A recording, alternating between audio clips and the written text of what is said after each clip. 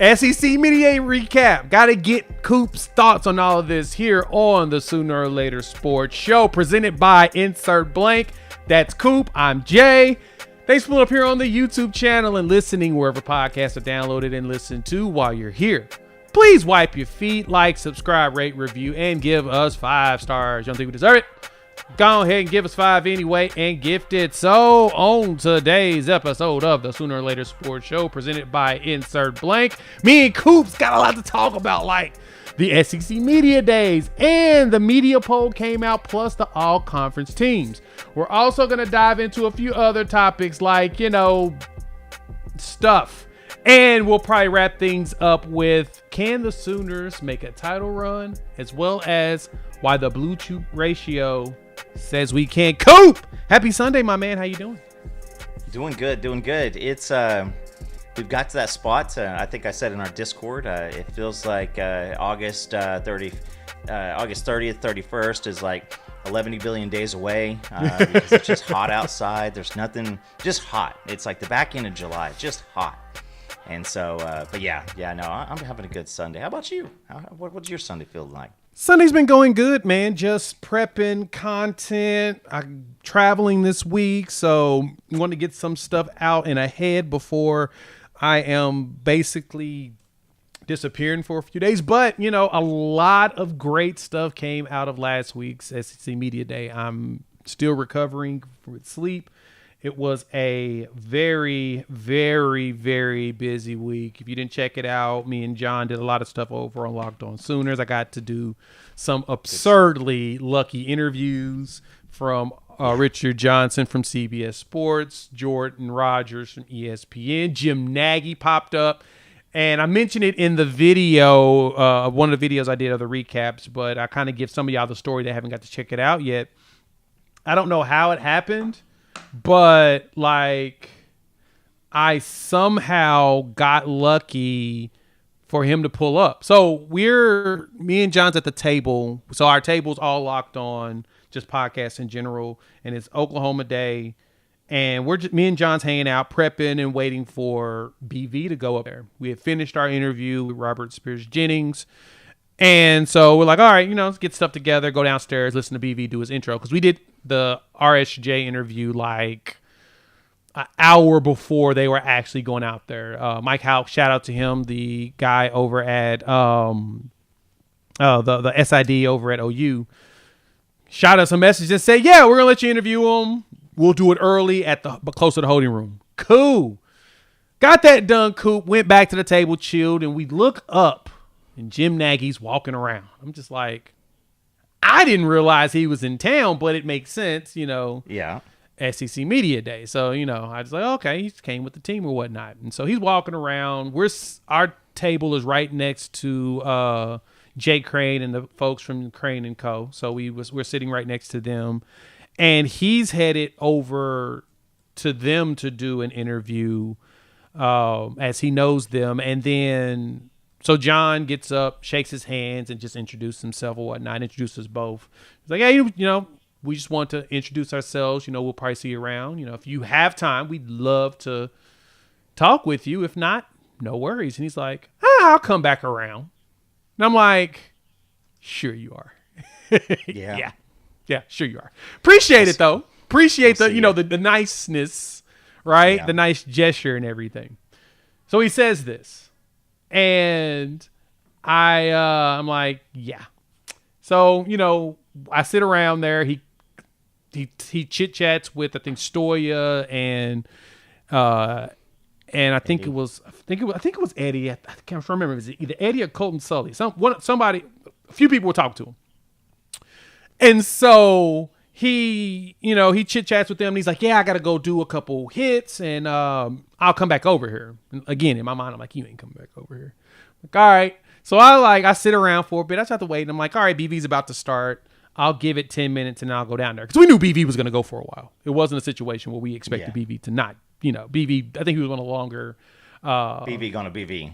Exactly. And, I appreciate it. So I was like, all right, I'm going to go downstairs. So I went downstairs, sat next to John, got the last 10 minutes of BV talking, plus the questions and stuff. So I'm sitting there listening and everything. And then he finishes, they disperse, and he's like, we got about 10 minutes before the players come into the pods and sit. And I'm like, all right, cool. I'll go upstairs, get some stuff, and come back. Dog, I go up there, I sit, and one of the other guys out of the whole group of people he says he's going to come back to, he's sitting right by me doing his interview. I'm like, oh, shoot, he came back. I set up real quick just in case. Soon as he's done, he walks over to me, and he goes to my seat and says, this is where I sit. And I'm like, Yes. Yeah? Yes, is this where I sit? Yeah. This is where I sit. I mean, yes, that's where you sit. And I was just awkward as hell. And I was like, I was not prepared for that. But it was cool to see that, he actually came back and chopped it up with me. And so the interview was great. We'll talk about that in a minute because that's, of course, a major topic there. But, Coop, as you went through some of the stuff that you saw coming down, talk to me. What did you see? What jumped out to you? What quotes got your attention? There's a lot of quotes, around asking R. Mason, Robert Spears, Jennings, kind of about their tour in season 1 around different stadiums. A lot of LSU questions. How was that? What are people going to expect to see when they go to Norman?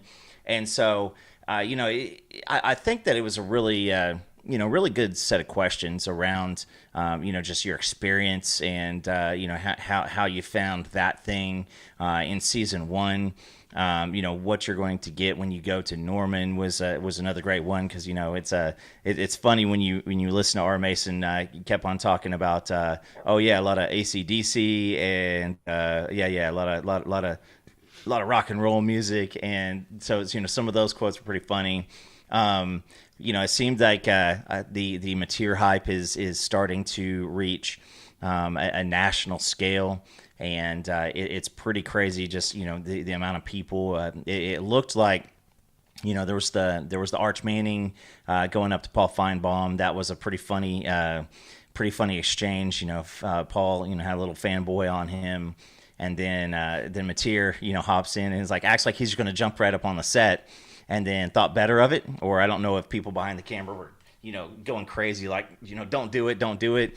But he, circled back around, Feinbaum, and Feinbaum, he had a back and forth with him, for a few seconds there. And so a lot of good people wanting to kind of learn a little bit more about John Mateer.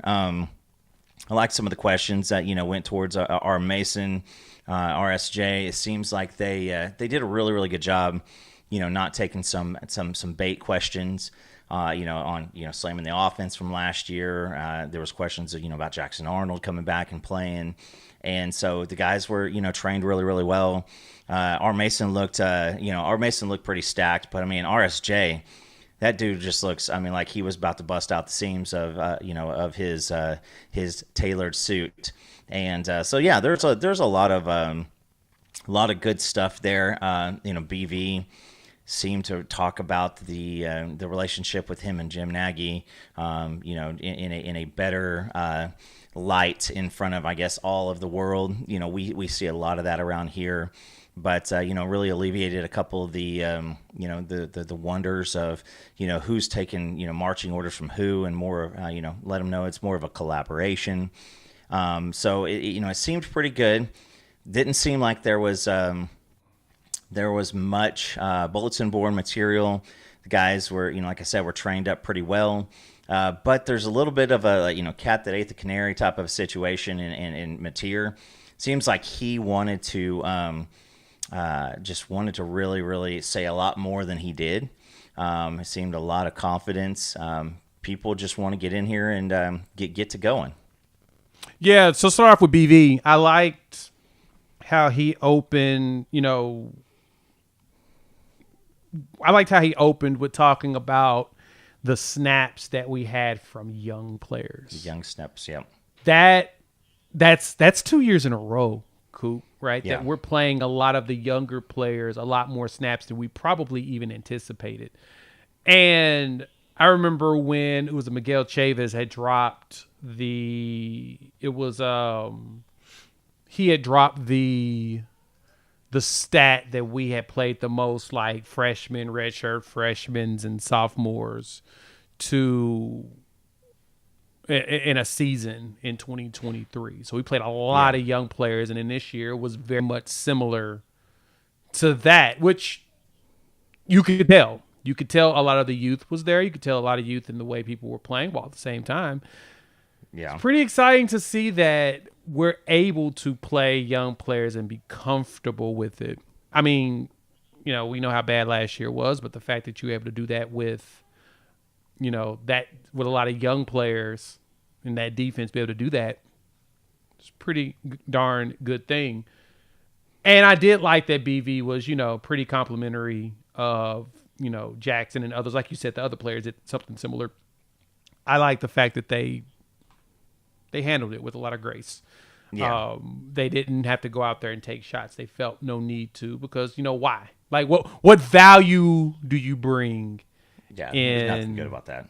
There's nothing good about being petty in that capacity. Just go out there, do what you need to do. Thank him for his service and continue to, move forward. But the young players, Coop, I think that was probably the one thing that jumped out to me the most. Yeah. A lot. That's a lot more. I didn't expect that many snaps. Real talk. Yeah. And, I've gone back here the past couple weeks and rewatched a lot of the games. And it was crazy. Just, I was watching the Alabama game yesterday and watched the Texas and Alabama game yesterday, and some of the the stats towards the end of the year.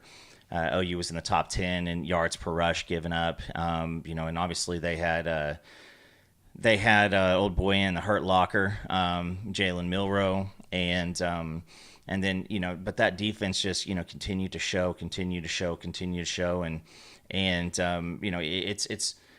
it's crazy just to look at. There was one point where I think he was talking about the Alabama game, and you looked out and there were 9 freshmen on the field.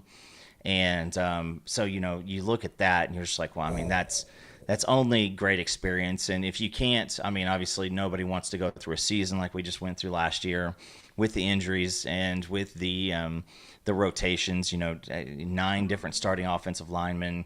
I don't even know how many different combinations played at one point. And I think it was up to 10 out of the 13 games. You had some sort of a different configuration. Is my understanding, but yeah. And it was sad. At one point, Brennan Thompson goes down, and even the commentators were like, "Oh my God, not another wide receiver injury." Like, how many of these things? I watched the Ole Miss game, middle of the week, pretty late, and it was crazy how they were talking about with their I think it was Wells was out, and it was just nuts how they were like, how much does it affect your team when your, number one wide receiver goes down? And, I know you fans were like, I mean, give us a break. What about your top 6? And, there were no wide receivers in that game that, I mean, I guess are slated to start at this point this year. And so, it's the young players playing last year. If you can't get to blowouts, at least there's a silver lining in the fact that you had a lot of those guys, going up against the best of the best in the SEC. And now there is a new year coming, and anything that's been done before this first snap of snap one it's only going to count towards experience. And because your record last year didn't mean anything, and that's why you play the game. 5 new coaches, Coop. Arbuckle, Kuzieski, of course, the county coach, Kevin Wilson, and then, of course, your 2 linebacker coaches in Dreiling as well as Goodwin. I have a question here as we stay here with Brent Venables, because this question was asked a lot, and I want to record something on this and talk about this. Shout out to our guy, Red Dirt Sports, in here. Red is in here. He has tell all of you to get in the water. Get in the water. Because the dude is sold on this team. So go ahead and believe him when he says this. He's probably the most not only connected, but also cautiously optimistic people that I know. He does not gas anything up, but he's been saying, get in the water. I'm getting in the water, buddy. I'm in there. But question for you, Coop. This has been asked of BV like crazy, and I'm trying to figure this out. It's everyone's asking him and players about him now calling the defense. He's going to go do something that he didn't do before, which is be the quote unquote defensive coordinator while also the head coach. While at the same time, this isn't the first time this has ever happened. No. I ask you this, Coop. First off, what side of the ball do you feel like is the most important side of the ball? Is it the offense or the defense? I mean, it's got to be the defense. Defense sets the tone. Your defense, if your defense is good, then you take away the game plan of the offense. And, I mean, with the complementary football is always the right answer. But when your defense can go out and set the tone, you know, it gives the ball back, to where your offense can go and execute its game plan, you know, on your own side. So if you knock the opposing team's offense off their game plan and you get a chance to set up your offense for their full, onslaught of plans, then that's where you're going to run. And I could totally agree with you there.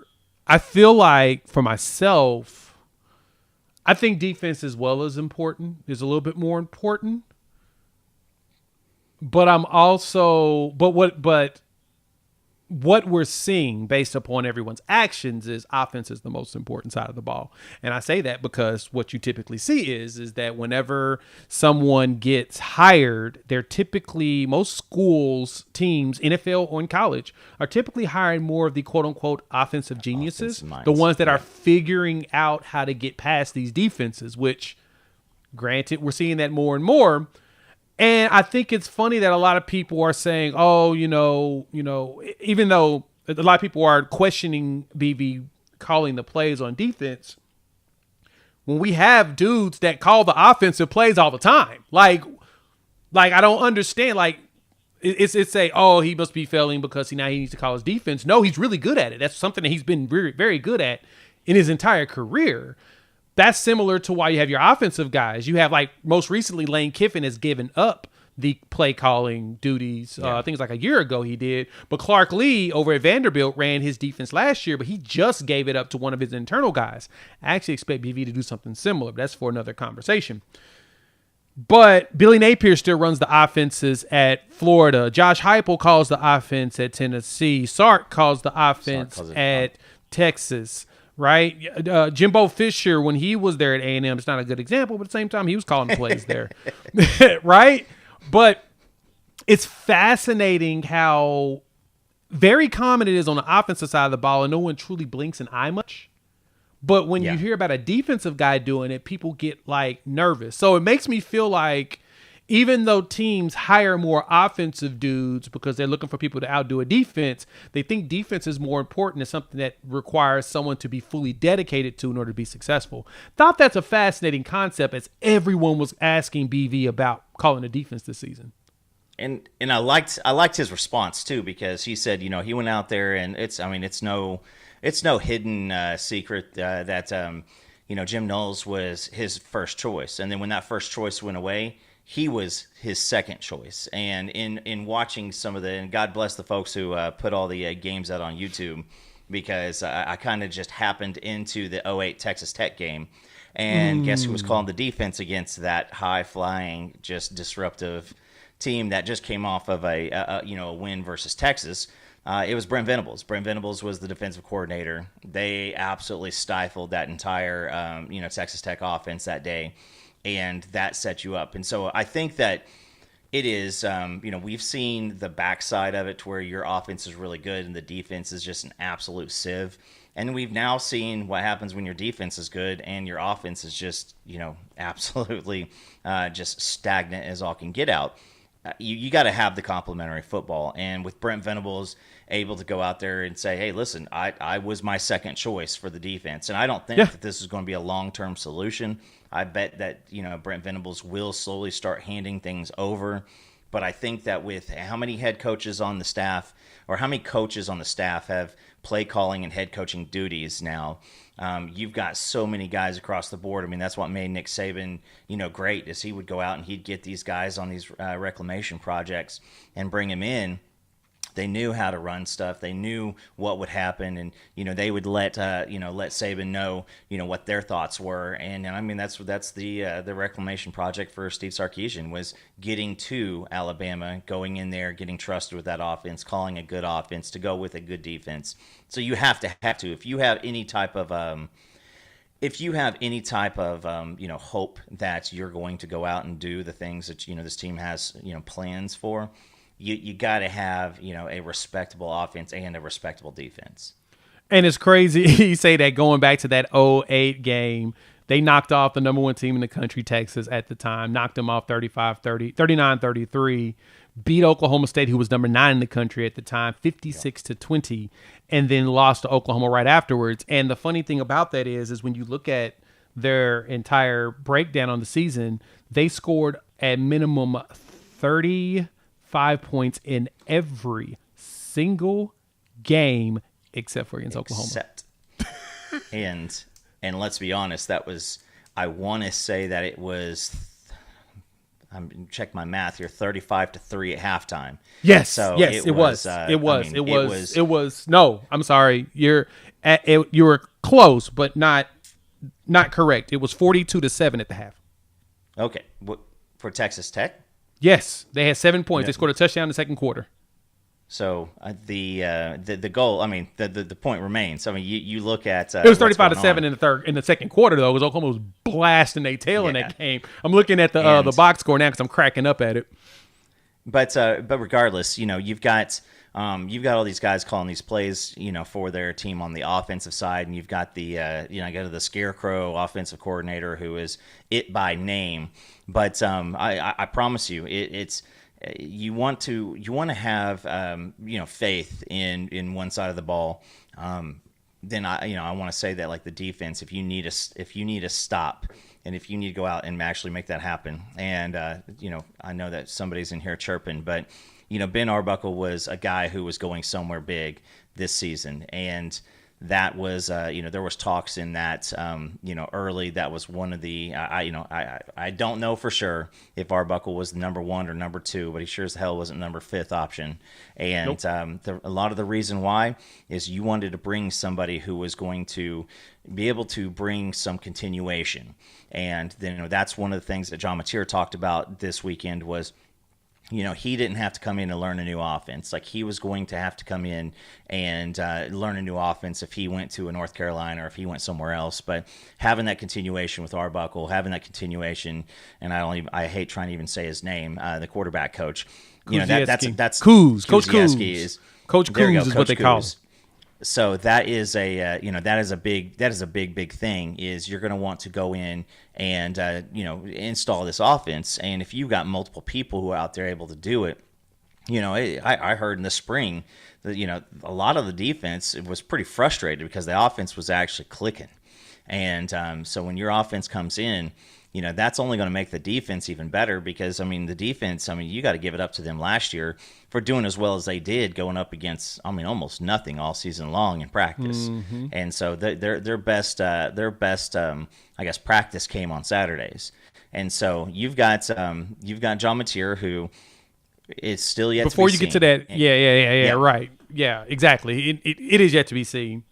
But again, and we'll talk about him and his comments in a second, but I think it's fascinating just the way everybody's talking about BV running the defense. I think that it makes me laugh because so many people do it on the other side of the ball, and it's okay. And I guess because on offense you're controlling the pace of the game more. I'm guessing that's what everybody thinks. The timeouts need to be a little bit smarter and all of that. But as it was mentioned in the comment section, Kevin Wilson's most likely your offensive head coach, since you can have analysts on the field now and actually let them participate. That was one of the rules that changed when all of the NIL stuff went down. And so if Kevin Wilson's working with Arbuckle on making sure that the offense is flowing not only properly, but also make sure that timeouts are called properly and that focus is there so BV can do, all the defense stuff while still being the CEO. Some coaches are heading back into that. Like I said, Clark Lee, he just recently promoted one of his defensive assistants up to DC now after he ran it last year, and you saw how good Vanderbilt was. That was a massive turnaround because not only was the offense solid, the defense was really solid as well. Yeah. As well, getting Diego Pavia and his coach in Tim Beck. He didn't have to. He let Beck do his thing, and now he can CEO it and really help with making sure everything's organized. So that was a smart move on his part, which I think Vanderbilt's going to probably be a sleeper. We'll do a SEC preview of who we think's going to be where later, but let's talk some of the player comments or whatnot. Thank y'all for pulling up. Hit the like button. New to the channel, subscribe, rate, review. Give us 5. Insert ad here in the future when the season starts. But Coop. So, of course, material is the talk of the town, but I really liked the Robert Spears Jennings quote that we saw from him when they asked him about the schedule. And he said, when he said this, I was a little shocked hearing it because it was at the pods or whatnot. And they asked him basically, first off, what they're doing. And he said this to me and John as well. Their focus on defense is being better at communicating. Didn't feel like it was up to snuff last year, but that's their focus because a quiet defense is a dead defense. That was quote number 1 I loved out of him. So he said, so this year we're emphasizing communication. But the second one, though, they asked him about the toughness of the schedule. And he was like, I don't see it as tough. I see them as money games. Scouts are going to be there. Agents are going to be there. Everybody's going to be watching. Those are the games going to be on Very TV. much. People are going to be paying attention to. So this is an opportunity instead. So you look at this as more of an opportunity than anything. And when he said that, I was like, oh my gosh, that dude gets it. And he's becoming one of the vocal leaders there. What you think about RSJ and his rounds? You know, that's that also. I'm glad you brought that up because Robert Spears, obviously a Tulsa kid. That's we got to love the Tulsa boys, but not only has that not been really requested of him up to this point, like he's got to learn from Billy Bowman, he's got to learn from Danny, he got to learn from Ethan, and there's different leadership styles. When we go back to the quarterbacks, when you go from Baker to Kyler, that's 2 different leaderships. And then going right over to Hurts, that's a different set of leadership. You get in a Rattler, and that's completely different. Caleb Williams, completely different. DG, it's like every single. So he, in his time, he's been able to see a lot of really, a variety of leadership styles. And you got to think, number one, I mean, his hard work, that's there. That's going to be there. And he has been an afterthought in a lot of people's perception, to this point, because dude just goes out and make plays. Like that's just one of the things that he continues to do. In watching some of these games over again, there's times to where you see somebody slide out, and then all of a sudden RSJ comes out and makes a play, and you're like, I forget about him all the time. And so he's got the production there. He's got, obviously, the skill set is phenomenal. And when you have the defense that this team is going to have, it allows you just to play within yourself, do what you're going to do. And he's going to be able to, focus in on what he's doing, focus in on his play. But then also, get in. And it's not just being loud and being vocal and, rawing everybody up. Sometimes it's picking somebody up. Sometimes it's grabbing somebody and saying, hey, don't, let that one go. Like, we need you now here. And those are the things that people are going to be paying attention to. On your comments about him saying the schedule is just money games, I mean, yeah, you look at it as an opportunity, and if the goal is get to the league, then you want to put up good film against good teams, and it's going to be much better than throwing out. I saw a stat about a specific X conference of ours, and there were 2 national championships, both in like the 90s, I think. That was the last. There's only 2 national championships in the history of that conference right now. Good Lord. When when we left, I said it was the Bless Your Heart conference. Because I think that when you go into these games, week in, week out, typically they'll pick out impact players, 2 on this side of the ball, 2 on this side of the ball. It's more than that every single week, when you have the schedule that we have, because, you're looking at some of the top draft picks week in and week out, who are going to be in the NFL draft this coming April, are going to be coming from those games. When you're lining up against a Texas, when you're lining up against an Ole Miss and LSU, those things are going to happen. Yeah, and that's the best part is him pointing out how they're an opportunity just made me say, you get it, dog. You get it, get everything. So that's the plus. Moving on from there, then you go into R. Mason Thomas, and really the thing he said he needs to focus on is going to be setting the edge, run, stopping. And I loved how he pointed that out, getting his weight up, getting stronger, maintaining his speed, and making sure that he's stopping the run. I was like, well, okay, you get it. You understand the things that you need to do to help with that. You finished with 9 sacks last season, and that's that's a lot. 6 of those coming in SEC play. So you didn't, stat pad and, in non-con, which a lot of teams, and players do. You got yours in actual SEC plays when you got the bulk of your stuff. So for him, that's pretty big. I actually like that. And then they both talked about John Mateer, and we'll talk about him next. What you think about R. Mason? Anything jump out with you with him? I outside of the grease shoes. Yeah, the grease shoes are pretty dope. He didn't remember the creator, so hopefully he hooked that guy up with some love at some point. But I'll say that when R. Mason was out there, it was just immediately just relevant that the guy's just ready to get on the field like that. Yeah. It just seems like that's all that he wants to do is to get out there and be on the field, and this guy takes it serious. And when you have people who take things serious and they're not just all about talk, they want to get out there and do stuff. Those are guys that you want to watch, because he could have said, I was, in the top of the SEC in sacks, top of the nation in sacks. He saw a weakness in his game, and he brought up the weakness. He did a little 8 Mile Eminem style right there, right? It's, add in a few LBs, want to be better at setting the run, because he caused all kinds of havoc. And, I would say that last year didn't get an exceptional amount of help from the other side. The middle of the defense was really, really good, but the edge part, it was R. Mason and then a bunch of, happy helpers. And so I think that this year he's going to get a lot more one-on-ones. But, the thing that's going to get him higher in the league is how well do you stop the run? Because even though the running backs are, not super valued like they used to be, and, that's why nobody's getting too stoked about, running back recruiting, new running backs to your NFL franchise, anything like that. You see that opportunity of, this defense is going to, with the complementary offense, the defense is going to be putting teams in more of a spot. That was the clear thing for the Alabama game.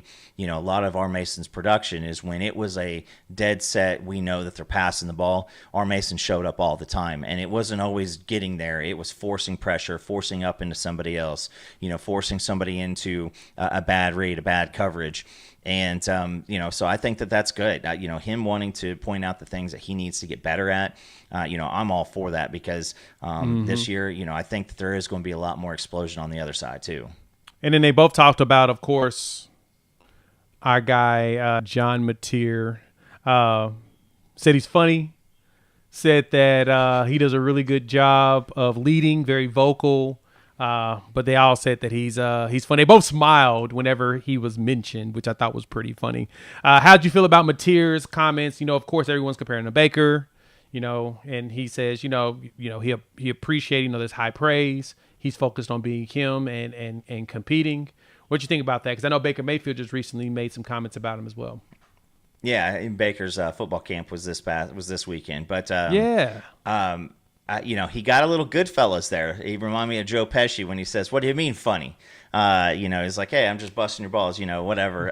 But when they kept on saying him, they kept on bringing it up, and it seems like he wanted to go take that out. But if you guys haven't seen, he was talking about on the plane, to the SEC media days. They did some, and I shared it with you. They were doing some quick hitters with Jim Nagy. Asking him a bunch of questions. Do you like the mountain? What's your screen time? What's your favorite movie? And he is a guy that it seems like off on the side, he's all about the team. He wants to be entertaining. He wants to put on a show, and that does sound like a lot of really great quarterbacks want to put on the show, want to be want the attention, and so if the production follows with that.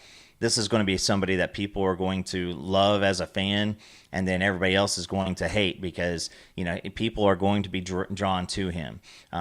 He has production. He just, came off of a 44 touchdown campaign. And so that question of can it happen in the SEC, that's the question around him is, can you do these things in the SEC? Can you bring that production here? And, everybody points towards Cam Ward, him going on the ACC and just lighting it up and really, being the driving factor behind that team. And so if that production follows, then he's going to be one of those polarizing figures in the SEC and across the country. Exactly. He's got the opportunity to do that. So, all right, let's talk about the preseason All-SEC voting. Before we do that, thank y'all for pulling up. Hit that like button if you're new to the channel. Subscribe, rate, review, give us 5. Feel free to drop your questions in the comments. We will address those at the end of the show. I've been starring some as they come in, and we'll talk about that in a bit. But preseason All-SEC, as well as where the media at Oklahoma set. So first off, preseason All-SEC listing. You got R. Mason as well as Jaden Ott at the second team, and then Ben Anderson third team. He's been always raved about as the long snapper or whatnot. But I thought it was interesting, and this is what we actually expected, that Ott was going to start to get more and more attention. And it appears that the media that was there at SEC Media Days, they're all very high. I know the ESPN guys, when I was chatting with them about it, they're like, dog, they think y'all got the most explosive back. Y'all may have the best back in the SEC. We just need to see him healthy. You got to see him healthy. If he's healthy, he's probably the best one. I was like, fair point. Yeah. What you think? Who do you think got snubbed? Altogether, you just go through here, and when you're looking through the team, and I've got up here on the other screen, you look through the team, and you got some crazy names in here. I think that it's going to be down to record. Right now, Lenora Sellers as the number one. I think that John Mateer, a lot of people are in that spot of, hey, listen, we're going to say, prove it before we do anything. And let's be honest, this preseason, this is talk season. This is just the opportunity for them to talk. And you're going to want to be in the postseason. And that's the teams that you're going to want to be on. Plus, you also want to get the records, right? So, off OU, I'd like to see, I think, Kip Lewis, Jaden Jackson, obviously coming in as, a freshman All-American last year. He's only going to be better. Eli is a guy who I thought you might see in there also. I know that the way that they do the defensive backs, it's kind of 4 guys. There's a rotation, safety, and then just pure corners. The voting is you pick 8 dudes on 8 DBs, period, and it's all like combination of same D line. It's you pick just defensive linemen, it's edges and D linemen together, and then the secondary is basically just all DBs, so it includes safeties or whatnot. So yeah, it's quirky the way it's done, but it's just all encompassing. You pick 8 people and that's it. Yeah. So, happy for R. Mason. As far as like what he can do, but I do. I think that this is, we were talking about superhero movies earlier today. And a lot of superhero movies, they need the cast members who are going to be the complementary cast members to go along with some of these stars. And, there's a lot of talk around, it's crazy because, out of one side of my mouth, I say it's like the, preseason, you need some of the preseason recognition in order to, loft yourself up into some of the national awards, conversations, because a lot of time guys are going to go back and, a lot of these people don't watch the games. They watch the box scores and they see those portions. So if you're a stat stuffer, you're going to get a lot more recognition than someone who makes effective plays, play in and play out. But yeah, Jaden Ott. Let's dive into Ott because this is a guy who Jim Nagy had eyeballs on before he even came to Oklahoma. And that was a big get for him, is because they needed, we have needed a difference maker because, since Kennedy Brooks, Eric Gray had himself one good year when he was the offense, and that was it. But then, Kennedy Brooks was the last guy that, you could just, really feel like he was going to, you knew what you were getting out of Kennedy Brooks. And so I think that, a lot of people were excited about Xavier Robinson and coming into the season, but if Ott can, be healthy, that's a guy who is, a first round, second round type of a running back. He's a guy who can do it all. He can block. He can, catch out of the backfield, and he can run the rock. So, he is a guy that a lot of people are going to have eyeballs on this season. He's one that's going to be watched hardcore this year. Yeah. He's one that a lot of people care about, wanting to see what he turns into, just because of the promise you saw as a freshman and as a sophomore. Yeah. 2,100 yards or whatnot in those first 2 seasons. You're like, oh, he's going to be another one of the Cal running backs. Remember, Cal be producing some backs. From J.J. Arrington to Marshawn Lynch. That we're not going to pretend like Cal doesn't put backs out. That's what Cal's known for doing, find them California running backs and throw them on the field. They all seem to be really, really good. But I'm interested to see the health of Ott or whatnot. R. Mason being second team, that was expected. There's a lot of really good defensive linemen in the SEC this season. I was surprised about Robert Spears Jennings not getting looked at. He was one of the higher graded guys in the SEC last year as a safety. So I was actually thinking that if anybody was probably going to get looked at, it was going to be him. So I'm going to be honest, that was pretty much a shocker to me. I was like, oh, okay. So that's what we're doing. All right. Yeah, he's wrong. He's going to be in a good rotation of safeties, between him and Hardy. You've got Peyton Bowen, Boganowski. There's going to be a lot of different guys out there who are going to be able to do it. And so, you don't have a guy. I think that Billy Bowman was another one. He never came off the field last year, and you could see it sometimes. He would get tired, and he would, have one of those moments. But I think that that's going to be one thing that when you have you're 4 deep, and you even got a lot of faith in some of the young pups. There's a lot of safeties, in this conference who are going to be put to the test. I bet that there's going to be a good amount of running. The rushing yards by I guess running backs in general over the past couple of years in the SEC has been relatively low because there's been a little bit more high flying attacks. And so I think with so many new quarterbacks coming in, that's something that you're going to see. And so some of the safety numbers may be elevated a little bit more. And also when that comes is what happens is you got to be able to pivot pretty quick when it's play action. So, the best safeties in this league are going to be the ones that are going to be able to, be a supporter in the running game, but then also get into coverage and, not give up any of these big bombs down the field. That's a fair point. Let me know what y'all think. Hop in the comments. Definitely give us your thoughts. Who you think got snubbed? Who you think probably should have gotten a much bigger look? Definitely want to hear from y'all on that. Yeah, I know y'all arguing with that individual. I thank him for pulling up because all he does is make everybody engage with us. So just, if you're smart, you know exactly what the point is, and just, we don't acknowledge losers. So we move forward on from that. Next one. Preseason poll was interesting to me, though, Coop.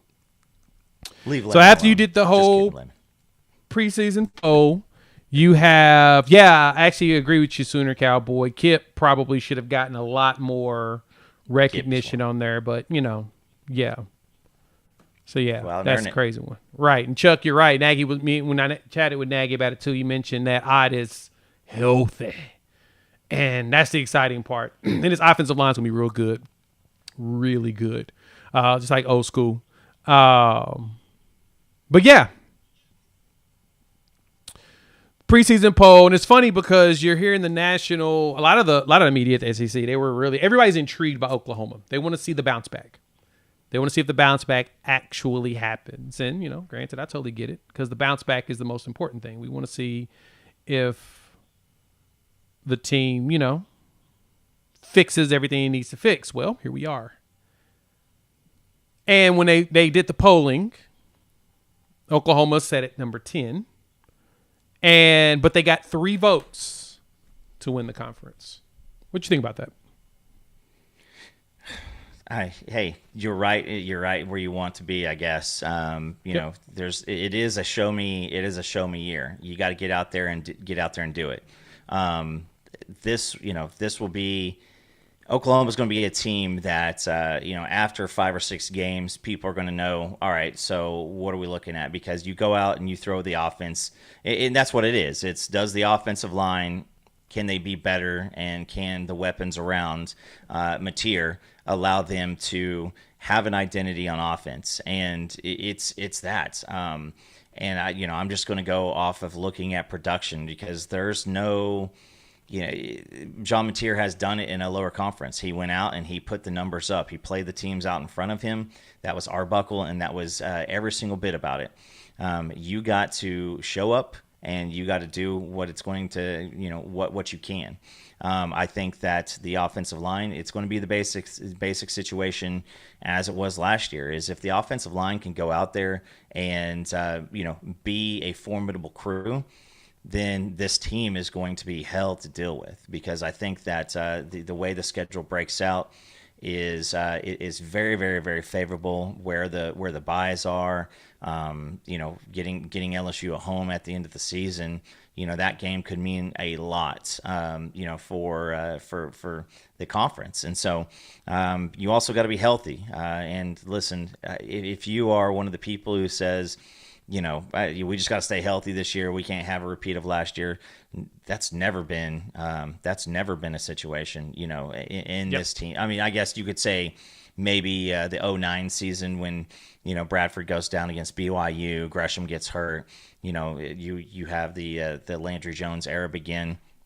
That's maybe the last time. So, I mean, what are we saying? In 25 years, you've had 2 seasons like that.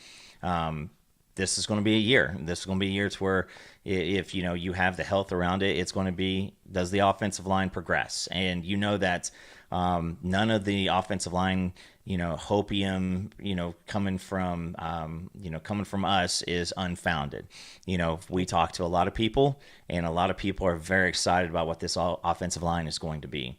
And that's a situation where, you guys got like Ryan Foje and, Fasusi. Those guys are pushing folks. You got Jacob Sexton up over 330. You saw Troy Everett. Looks like he is absolutely stacked. So I think that this offensive line knows that this is a year for them to prove it, and they're going to go out and do it. And when your coaching staff is all on the same page, it's going to be really nice, because that's another thing we're hearing is, with Latrell, God bless him and everything he does going forward, he just wasn't good at this. And so there's everybody's on the same page when it comes from the OC staff, the quarterbacks, wide receivers, the offensive line. All these coaches are all getting to get along, and you're going to see that. Yep. You got a lot of good stuff building this year, and that's probably the thing that puts a big time smile on my face. That's all you need is for everything to just start working out together. And and of course injuries is probably the biggest one, but if everything just falls into place, barring all of those, I always talk about, I think we are solid. Les, thank you so much for the $10. We appreciate super chat. If you want to get an immediate response, drop a super chat, support the channel. We will be healthy. We will have a great year. Enjoy, you guys. We appreciate you, Les Wilson. We appreciate you. And we enjoy you being here and fighting with everybody in the comment section. Y'all be out there getting it. I love it. I love the battle in there. We're going to make sure that we do what we can to make sure that you all have a place to go and get into those fights. So Did you Did you hear Brent Venables did drop a competitive depth? So if you got your drinks, do it. He dropped a competitive depth in the press conference, and the buzzword has gone away now because I think that is in place. But I was pretty excited to hear him at least drop one of them. Yeah, that was pretty good to hear him give us one of those. And I was like, oh, okay, there's a we go. He understands that. And, I mean, that even goes in consideration of the, as he talked about, with how many young players we played last year, which is very much helpful. Yeah, you can't beat that. You can't beat that we have a lot of young players and we're playing a lot of young players. And I've said this before, Coop. This is kind of how, to me, BV kind of built this a little backwards instead of forward. Was the players we're playing at youth now should have probably been playing in the second season. That's where we should have been having the players that he wants, that this team wanted. You probably typically want to play a lot of those young and not a couple years back when he first got here, instead of basically refreshing after the 23 season like he did. But hey, what he's building, though, gets you in a direction that can help you to be competitive. And that's what leads us to this next conversation, Coop. Let me say, how do I say this? Good Lord, that is crazy. Anyway, Bluechip ratio. So Bud Elliott over... First, I thank you for pulling up. Hit the like button. New to the channel, subscribe, rate, review. Give us 5. Bud Elliott for CBS Sports, 247 rating site. Every year he puts together a list of the 18 teams that can win a national championship. And the 18 teams, he picked that 18 specifically because no one outside of the 18 has ever made it into the playoffs in the playoff era. Correction. He said 4 of them have, and the 4 that have made it anywhere, they've all gotten blown out. But he's pointed out that when it comes to his blue chip ratio, the blue chip ratio based upon 247's ratings, these teams are the ones that are capable of winning. Last season, Oklahoma was on that list. They were like 74 or something like that, 75. So injuries, of course, is the only reason why you don't get to move forward, because you get hurt. Can't do anything about it, right? Everybody's off. Right? Yeah. It's kind of hard to play when you're playing nothing but freshmen. You don't win national championships with all freshmen, basically, and sophomores. No team does it. Usually it's veterans, the older teams. Ohio State's an example of that. Very much older. They lost a lot of players, but they still got their top defensive players. So they should have a really good year this season, and quarterback is critical. But this, though, blue chip ratio, it's kind of crazy, man. So these are the top 18. Here's the first 9.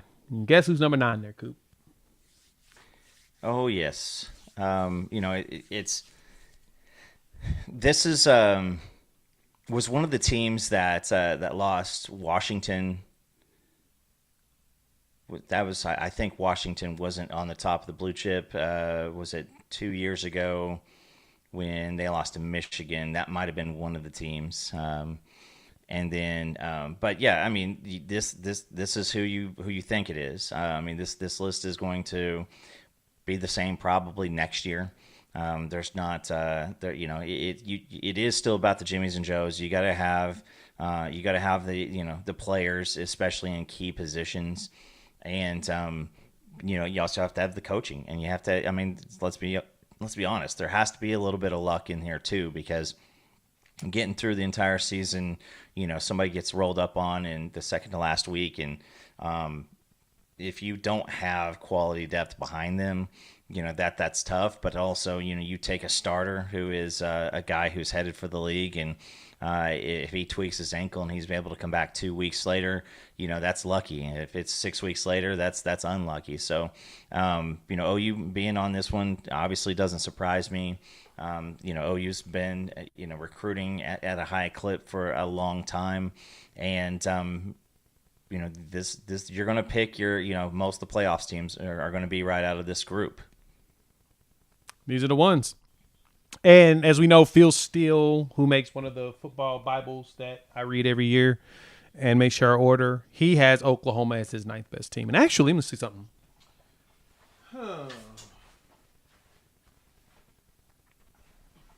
Because, of course, I have it right in front of me. I keep it with me at all times. This is, one of my favorite things to read through. This is how I keep up with the teams. I look at who's who and try to get an understanding of what. Let me see. He has, as I look at this here, in his top 9, only one team is swapped in and out from what Phil still has in his top 4 preseason top 40 teams. And that's no Penn State's on here. But everybody has Penn State as the number 1 team in the country, which I always think was funny. But Penn State's number 10 on the list. They didn't make top 9, but they're number 10. And in his top 10, Phil still doesn't have LSU, but LSU is one that should be listed on there. But LSU is a top 9 team in the Bluechip ratio. But I thought that was fascinating because it goes all the way down, 54% down to Florida State. Typically, your team that wins it is usually in the 70s. I think it's like 70 and up. The only one in all of them that has won it that has not been in the 70s was Michigan 2 years ago. Michigan was 54 in their Bluechip ratio. And the one thing we know about Michigan is they get a ton of recruits. At least they have over the years. That has kind of changed as of late. They've been winning a lot, spending a lot of that money. But their Bluechip ratio is not as high as you think. They're just overly physical, dude. They get the right dudes to push people around. I think Oklahoma's going that direction as well.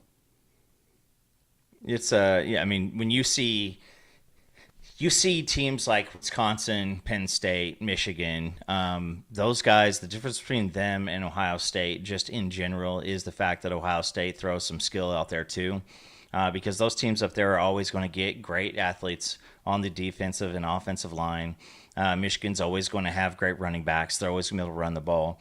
And, with JJ McCarthy, he had a good amount of wide receivers. And what's crazy is there's a lot of Michigan wide receivers in the league. A lot more than some teams who like to run their mouth quite a bit. But there's the skill in all the key spots. Michigan also does really good at tight ends. And so, it does kind of shock me that there's not more, I guess what you would say, there's not more success up there in Michigan. Ohio State has a recent national championship too, but for the longest time, they were kind of the same thing as Oklahoma's getting to, going all the way and then getting dealt by an SEC team was always a thing that Ohio State was having trouble too. And so now with the you got some money to throw around, it's more I guess all is fair now. You throw the money out, you get you get a player here or there. Underwood is going to be a big time player if he can keep the weight down, and you can put some folks around him too. They've got that opportunity out there.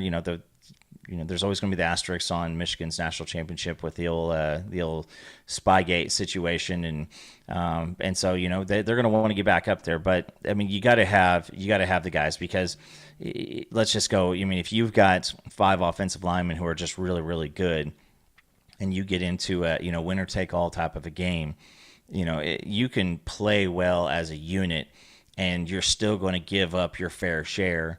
And when you're playing guys with, when you're playing guys who are going to be first-round draft picks, second-round draft picks, perennial All-Americans, or not All-Americans, but Pro Bowlers in the NFL, I mean, you're going to have to stack up. And so it's, the only team that you see, you throw a Texas A&M up there, and they continue to have that blue chip piece. You got to also have those guys who are super, super high rated across all the boards, and they want to continue to get better day in and day out, because It makes it. I mean, it makes no difference if you're a 5-star coming out of high school and the moment you step onto a field in college, that gap closed significantly. And if you don't continue to work, you get the whole adage of hard work beats talent when talent doesn't work hard. So you got to have the coaching in there, and you got to have the desire from these blue chippers, because if they're not all in and it's not all one mindset, then your rating really doesn't mean anything. One band, one sound. Yeah. No, no, you're right. It means nothing.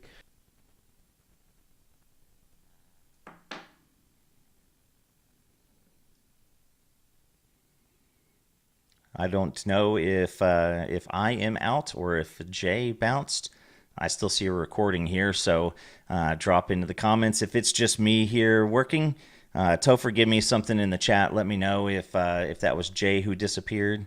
And it is Jay that disappeared, but yeah, one of the big things about that was weird. Hey, there you go. All right, that was weird. I didn't know if it was me. It was me. It was for some reason it hit me with for some reason it hit me with the do you want to leave? I'm like, why would I want to leave? All I'm doing is showing off something, and then all of a sudden I guess it decided it wanted to close itself. So that was weird. My bad, y'all. I must have clicked the button while I was over here prepping stuff. So let me get back to this, what I was actually talking about.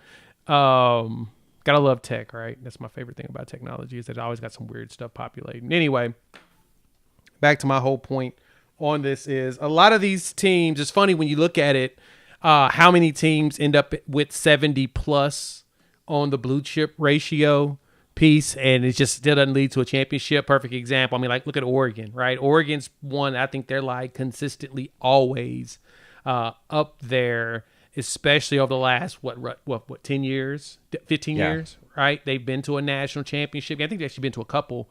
I know they played Auburn when Cam was there. Didn't they play a second one? Did they lose to the Florida? Was the Mariota? Was that the Mariota year? Did they? Yeah, Mariota lost to Florida State too. So they lost to Auburn and they lost to Florida State. So they actually they played. Was it Auburn that year? Wasn't it Auburn that year? Who did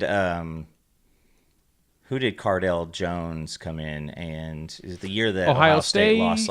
Ohio State won that one when Cardell played, because they lost quarterback right in the last game, then they lost one in the Big Ten championship, or no, they lost two right at the end. Big Ten championship, I think Cardell Jones came in and went hard as what against Wisconsin. That was like a 70-something game, and then they came out. That was Bama. I think they beat Bama. They beat Bama. That was a Bama. The Oregon Auburn. They played Auburn. They lost. And they lost 22-19 to Cam Newton. That was the Cam Newton year. That's what that was. The BCS. That was the BCS one actually. When Cam carried that team by himself to win the Natty. But yeah, I thought that was that. Anyway, Oregon is consistently on that number. Is my point. Is that you look at that number there, and it's like Oregon's always up there magically, but they don't have no titles. They have 0 national championships, and Florida State beat Auburn in the title game that year, and that was the BCS Natty. Could have sworn Oregon went another time. I don't know. Oh, they did. They lost to Ohio State. So you're right. Yeah, okay. That was one. That's one I was crazy about. Trying to remember, was it Auburn? Yeah. So you're right. It was Cardell. That Cardell Jones game. That was Oregon. So I was all over the place. My bad, y'all. They beat Florida State in the first round of the CFP. So that's where I completely missed what you were saying. So that's my bad. Yeah. I mean, but you look at it. I mean, you got to get through your conference first and foremost. I mean, that's been Texas's issue. Texas out-recruited Oklahoma, I would say, since the Stoops era, since 2000, since we're just going through a time. I mean, Texas out-recruited Oklahoma, I would say all but maybe 1 or 2 years. And they had 4 conference championships to show for it. They couldn't get past Oklahoma. And so this is an indicator. This isn't the gospel, though. This is an indicator that you got to have because you can't run up there. It's just hard for you to make it through a major conference schedule. And then now making it through the playoffs, you go try to make it to the playoffs. I mean, eventually the talent's going to overwhelm. And it's not Hollywood. You're going to have some of the dudes in there too. No, that's true, and a very much fair point. You got to have the right players to be able to do it. Now they did do a blue chip ratio that included. I did put your comment on blast. Bricked Up was pretty funny. I thought it was hilarious. I had to put it on there.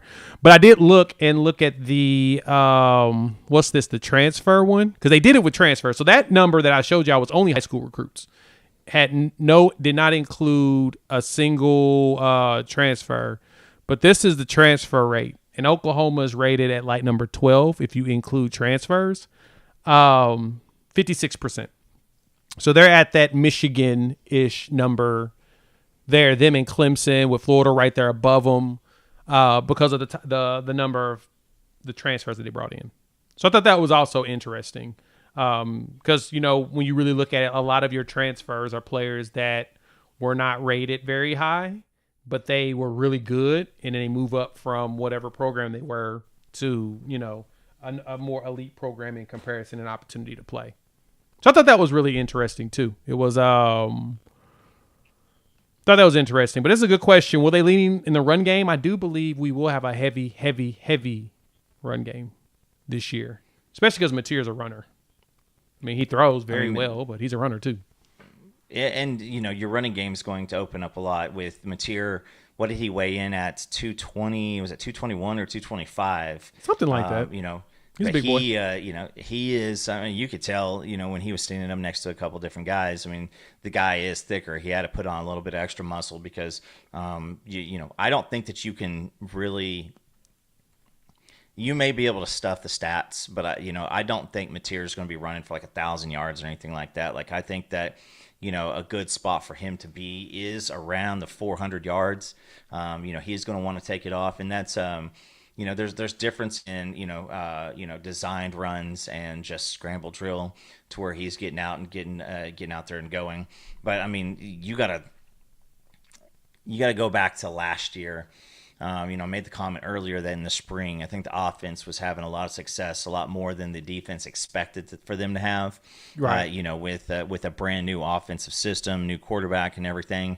And so that's there was success last spring, but it was not a situation to where the defense was getting beat. I think there were a lot of favorable situations that the coaching staff kind of allowed some success to happen, and that's a tough place to go. But I think that with the running game this year, I think that when you have Jaden Ott, John Mateer, you have an Xavier Robinson, and then you still have Taylor Tatum, you still have Javante Barnes. Those are guys who are going to be able to run, and you also you get a chance to have leads, and you're going to be running a lot more. That's what's most important. If you have a lot more leads, you'll be able to just eat clock, which is critical. Got any questions? Feel free to drop them. Super chats are always looked at first. Thank you for pulling up. Hit the like button. New to the channel, subscribe, rate, review, give us 5. Byron Smith asked a question. Yes, Michigan has done it, but what other team did it too? When I look back on the blue chip ratio, I don't remember seeing anybody that was under 70%, keeping it a buck.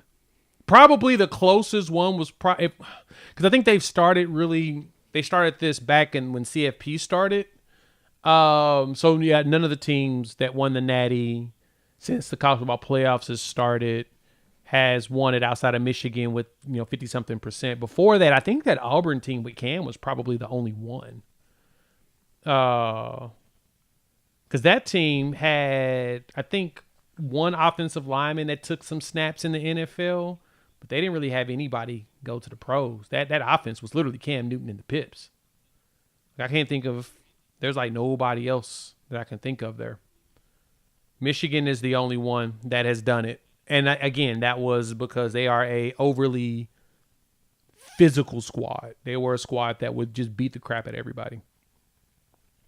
So yeah, looking through here, I would maybe wonder about the first Clemson national championship. Maybe that might have been one, because at that point they weren't really recruiting like crazy at that point. I have to probably go back and see what No, their that was what year was that? 16.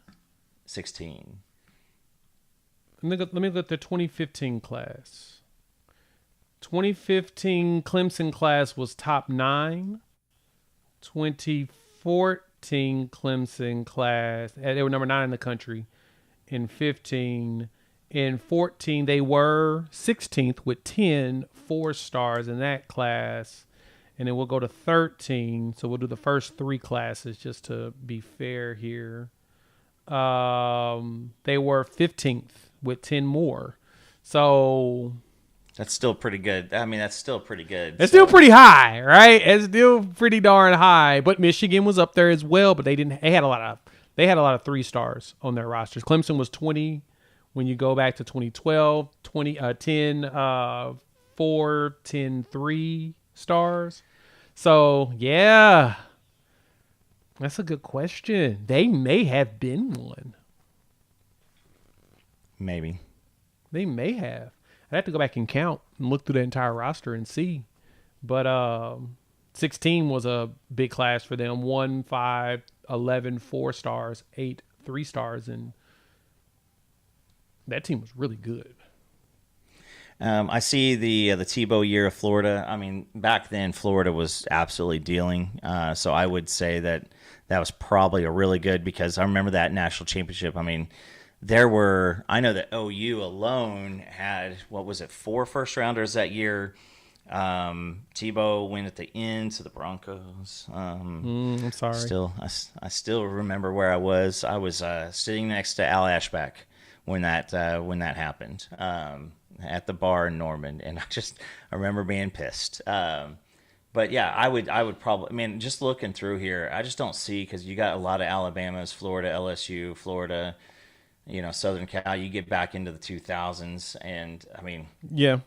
every single one of those teams were good in their right and were good for a while. I don't know if there is another team in there that did it. Nope. So, Jonathan, yes, TCU made it to the title game. I think there were 4 teams that were outside of the top 18 in Bluechip ratio that has made it, and all 4 of them are 0-4 in winning. Making it, yeah. Winning it, not so much. The only one that's won it that's been outside of the 70s was Michigan, that I've calculated. This Clemson team I think they were pretty stacked, actually, with Watson. And then Trevor Lawrence, the number 1 player the next year. They went to the title game back-to-back years with Watson at quarterback. And then Kelly Bryant year was not, the best. And then Trevor Lawrence walks in there and they go undefeated as a true freshman. And I think that Trevor Lawrence is still looking for that magic from that year. I mean, shoot, he's in Jacksonville. There's nothing you can do about that. He's definitely a is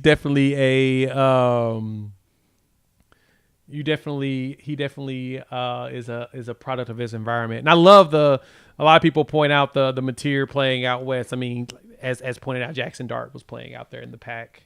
Mateer played in the pack when they had all their teams, and then when they didn't have their teams too. He had some snaps behind Cam Ward a few times. So, yeah, it's, we'll see what Mateer decides to turn into. He has the opportunity to prove and shut a lot of people up. And I hope he does. We know he's working. That's the only thing I know I'm concerned about, is that we know that he is 100% working. And the team, and here's the thing, is the team believes in him, and not just the offensive side of the ball, not just the coaches. I mean, you can tell the difference. They talk about it differently. So that, if anybody's wondering if John Mateer is going to come in here and be similar to what we had last year, I mean, that's nonsense. Now, if you say, I'm a wait and see mode, you don't have to have John Mateer be a Heisman winning quarterback this year. You just don't. You need him to make decisions. How many games did we, you look back at the Tennessee game last year, are we in that game at the end if it's not for handing the ball back over play after play? Defense does a good job. And so it kind of leads to the question of, I don't know if you saw it, Jay. Somebody said, do we think the defense will be better or as good as it was last year?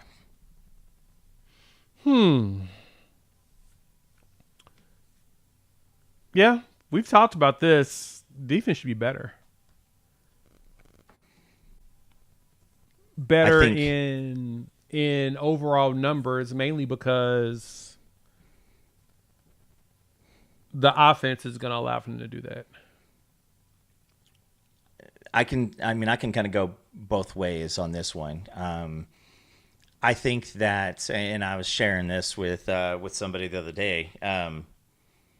Things I want to see is the edge rush. The edge rush has been something that from both sides of the field, have we had when's the last time we had really good, edge rushers on both sides? You go back quite a ways, to where your defensive ends were guys that were just balling out. Because I think that up the middle, you're going to be better than you were last year. I think David Stone is going to be better than what we were able to throw out there with some of the losses the past couple of years. You still have Dom Williams. You still have Jaden Jackson. You still have G-Baby. Those guys are going to continue to do what they do. Yep. If you compare our Mason with a Marvin Jones Jr., a Danny Okoye, Taylor Wine, guys like that, it is going to be good. The things that I think that separate us from a top 5 capable defense is what does our zone coverage look like? What does our edge rushers look like? And then the health of the defensive backs. Because if you get a healthy Gentry for 10 games, Gentry healthy, right, and as we're hearing, he is a healthy Gentry is going to be a nasty Gentry. Period. Very much. This is his livelihood on the line right now. So he is going to do everything. And Gentry's injury last year was basically they fixed the wrong thing going into the year last year. And now they got it fixed. So he's tired of the talk. He said it, he's tired of hearing it from inside the Ever Center. He's tired of hearing it from everywhere. And he knows that this is his final year. But Jay, I think that with the offense, if you can do a great complementary football, your defense coming in after a quick strike touchdown is a little bit more pumped up than after a 3-and-out. And if you can pair, a good pass rush, you can mix in the zone coverage, and you can, have a healthy Gentry and Eli. I mean, it's a top 5 defense. I have zero doubt in my mind that that's what can happen. What I love is that this is really showing you a continuation of what BV has done just as a coach and his defensive coordinator in his career. Like when you go look at the numbers every year, his defenses get better and better. And Lemon, thank you for pointing this out. The real question is who's the leader with the loss of Stutz? Who's going to be the dude that steps up? And I'm going to be honest, man, it feels like it's probably Kip for the linebacker room with a lot of Kobe McKenzie barking orders, because he barked orders this past season. I've mentioned that before. That's the one thing that impressed me the most about him and got me excited is that he was barking orders the entire time. But then you go, besides that, secondary-wise, no Billy, but you got Robert Spears-Jennings and Peyton Bowen. I think Robert Spears-Jennings is your de facto leader there. He's the one that's going to bark all the orders out at everybody and say, hey, get your ish together and call everything out, which is, to me, that's the thing that gets me going. And, Marvin Jones Jr. is, he's one of the oldest dudes on the team. I mean, this is a guy who was a 5-star, was almost an Oklahoma commit before Lincoln bailed. That guy, he knows what he's playing for too. And he knows that his draft stock will continue to soar if this defense plays really, really well. So you've got R. Mason, MJJ, you got the 2 linebackers. I bet you this. Gentry's more of a show me. He's going to get out there, but he gets a game or 2 under his belt, and he's going to be one of the vocal leaders too. Yep. Gentry should be. But you've got a lot of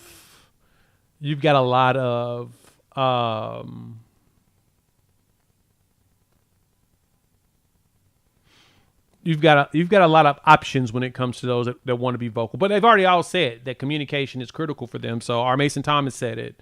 You had Robert Spears Jennings say it. Yeah. Right? So we know the linebacker room is going to be very vocal because that's the most important room in a Brent Venables defense is how the linebackers play. And I think that's what's going to be interesting in having 3 linebacker coaches, which I'm so glad that BV did that. He talked about having new coaches. That's flipping huge to have 3.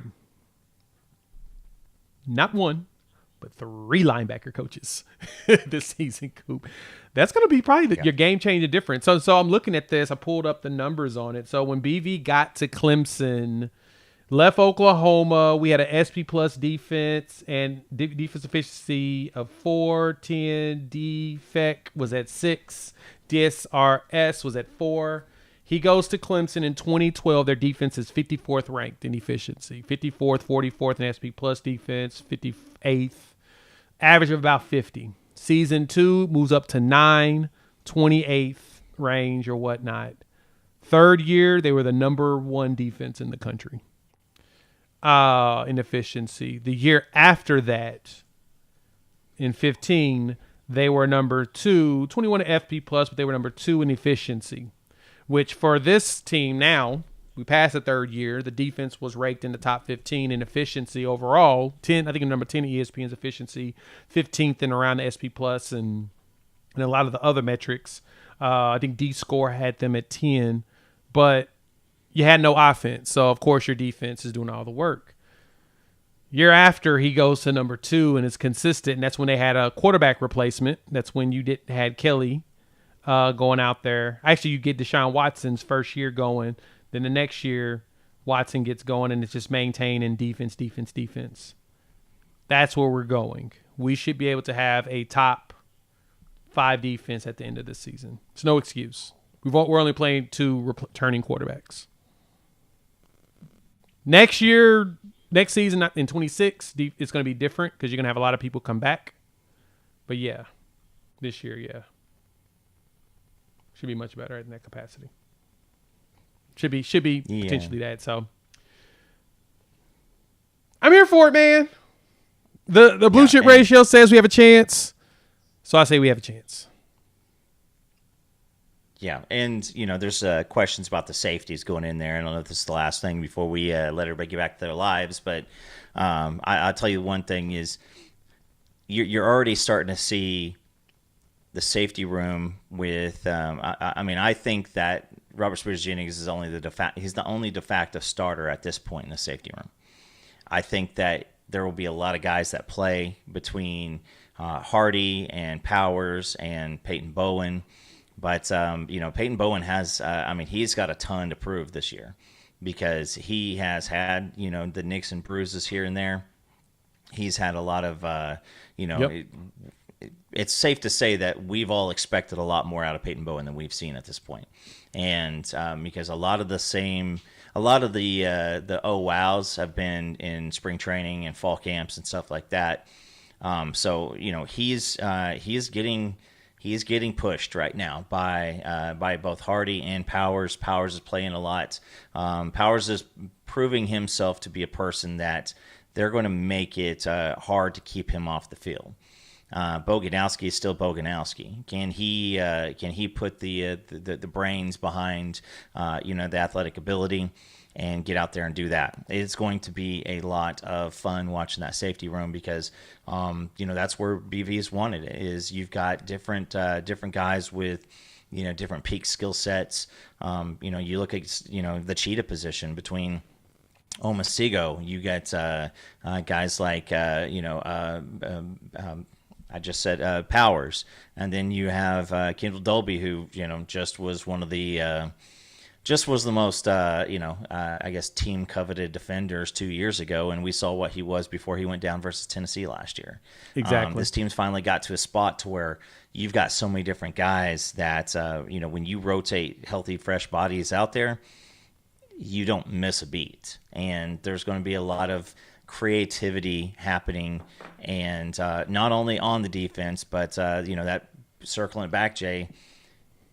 John Mateer said that they put a bunch of new offense in that they didn't expect to put in the playbook also. So we went from dumbing down an offense for the Pups to get through last year to installing more and more offense earlier than they expected to at this point in the offseason. Yep. Mars, good question here. Is the transfer portal closed till next year? So it's a little weird. Let me explain. So the general transfer portal, yes, is closed until next season. The general one. But, and I'm saying this but specifically, when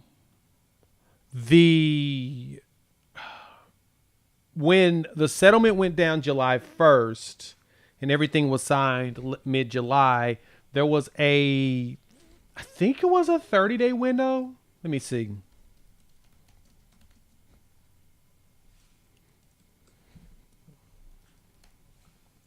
Let me look real quick. I want to make sure I'm right.